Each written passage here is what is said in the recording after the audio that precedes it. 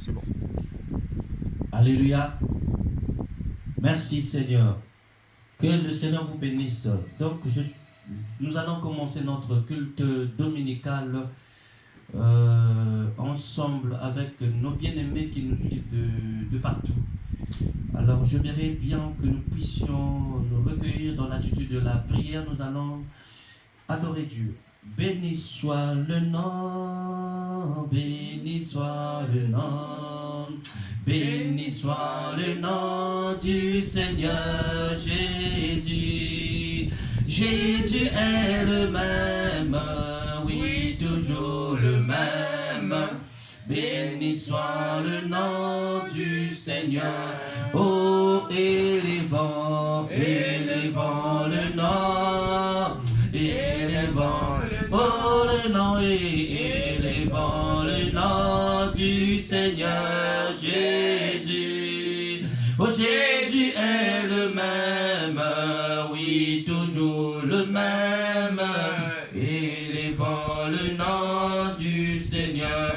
Oh, glorifions, glorifions le nom, glorifions, oh le nom et glorifions le nom du Seigneur Jésus. Jésus est le même, oui, toujours le même. Glorifions le nom du Seigneur. Oh, merci Seigneur Jésus. Ce matin, nous sommes là, Père éternel. Nous voulons élever ton nom, oh Seigneur, parce que c'est toi le chef suprême, le grand roi. Oh, tu es digne d'être élevé ce matin, Père éternel. Le toi brillant du matin, Seigneur. Reçois la gloire, l'honneur, la puissance, la majesté pour le siècle de siècle. Amen. Amen, amen. Alors, soyez bénis. Nous allons prendre nos Bibles dans le livre de Proverbes, chapitre 18, dans le verset 10. Nous sommes dans le livre de Proverbes, chapitre 18, dans le verset 10.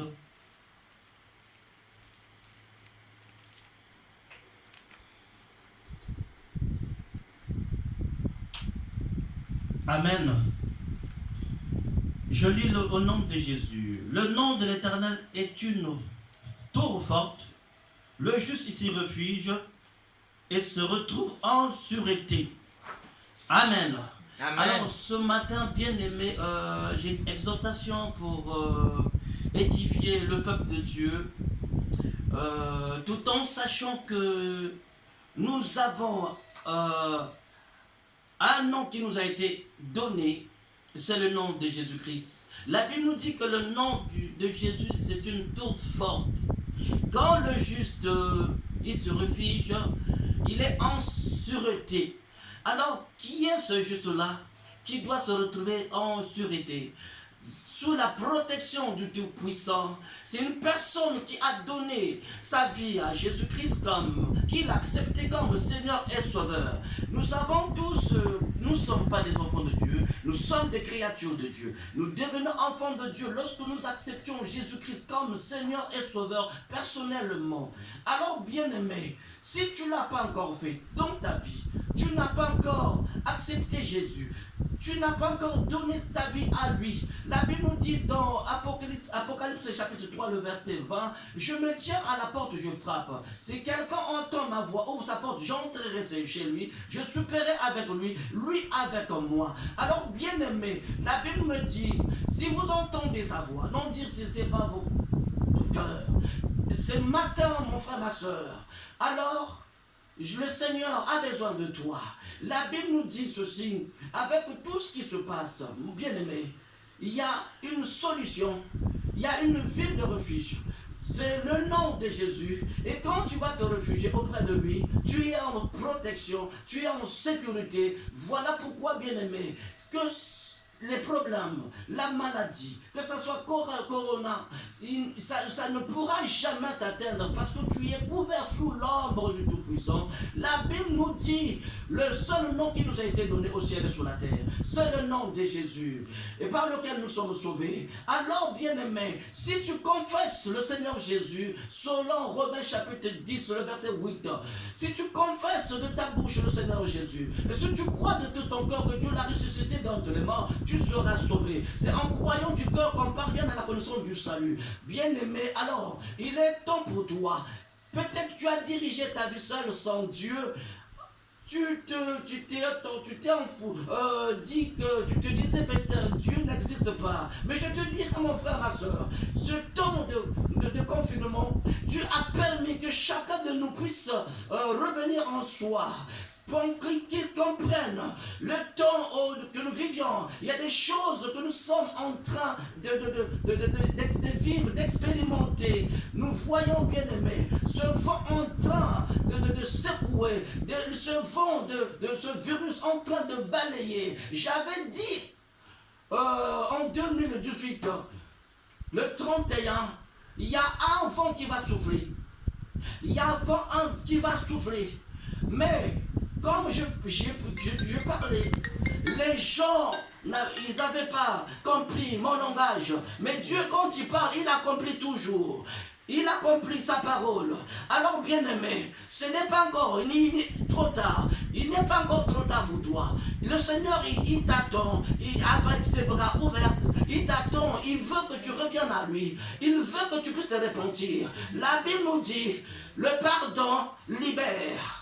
Le pardon libère. Voilà pourquoi, si tu reviens encore à lui, bien-aimé, aujourd'hui, tu es en sécurité. Tu es sous la protection du Très-Haut. C'est lui qui veille sur son peuple, sur Israël. Il ne dort ni ne sommeille.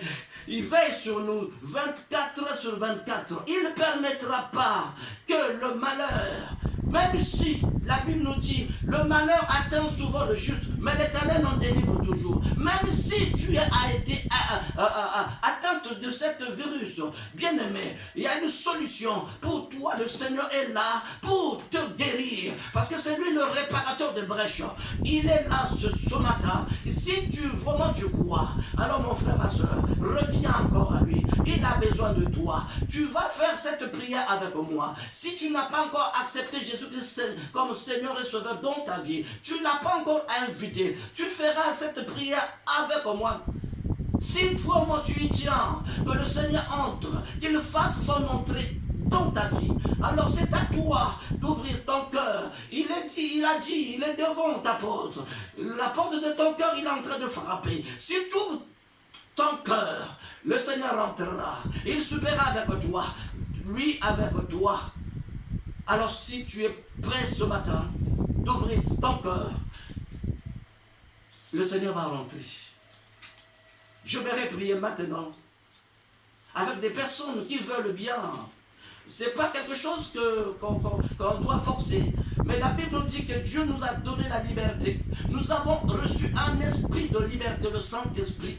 Dieu, ce n'est pas un dictateur. Il nous laisse le temps de réfléchir. Il nous laisse la liberté. Mais chacun de nous, ne faisons pas de cette liberté un prétexte de faire quoi que ce soit. Mais la Bible nous dit ceci, chaque chose a son temps. Le temps fut arrivé. Dieu a permis que nous soyons confinés. Bien-aimé, au contraire, tu dois te réjouir. Regarde combien de temps tu passais dehors, dans la distraction. Dans des choses qui ne pouvaient pas t'édifier. Des choses qui n'étaient même pas utiles. En ce qui concerne ton épanouissement spirituel. En ce qui concerne ta préparation pour quitter ce monde, la Bible dit que nous sommes des pèlerins, des étrangers. Un jour, nous allons quitter ce monde. Nous n'avons pas ici-bas notre cité sur le ciel. Voilà pourquoi nous sommes des citoyens. Nous sommes des citoyens. Dieu a dit, il nous avait déjà prédestinés avant la fondation du monde. Nous ne sommes pas des sujets de hasard. Nous ne sommes pas bien-aimés, des personnes qui sont venues comme des simples touristes. Mais chacun de nous, si tu es venu dans ce monde, tu as une mission sur la terre. Voilà pourquoi je t'en supplie, bien-aimé. Alors, avec la grâce, l'amour du Seigneur, que tu puisses revenir encore à lui. Comprends, bien-aimé, ce temps que le Seigneur a permis, c'est la volonté permissible de Dieu.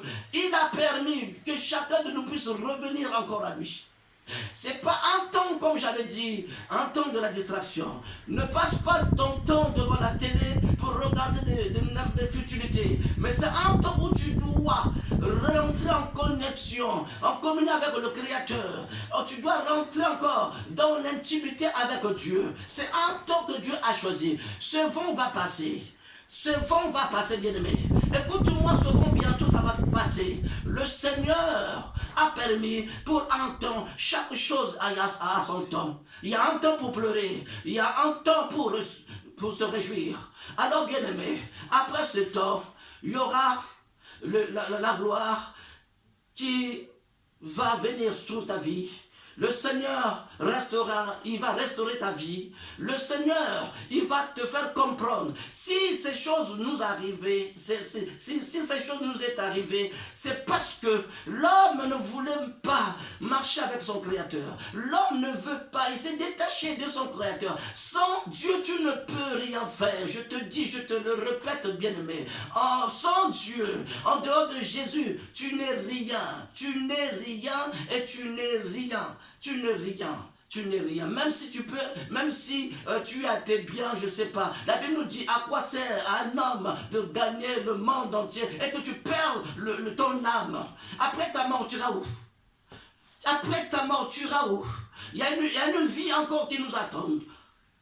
Ne te dis pas que oui, laissez-moi vivre ma vie, faire ma vie. La vie que tu as, bien-aimé, elle t'a été prêtée par Dieu. C'est même pas ta vie. Dieu, il est le garant de nos vies. Parce qu'il a dit, il nous a racheté un grand prix. Cet homme a souffert. Il a été maltraité, opprimé. On l'avait giflé, on l'avait craché sur lui. Tout ça, bien-aimé, à cause de nous. Il pouvait rester au ciel. Mais si Jésus est venu sur la terre, pourquoi? Toi, tu penses que c'est à cause de ta beauté? Toi, tu penses que c'est à cause de tes richesses? La Bible nous dit qu'est-ce que nous allons donner à Dieu? Toutes choses ont été créées pour lui et par lui. Que ce soit l'argent et l'or, toutes les matières premières, c'est lui qui les a créées. Il les a données pour nous.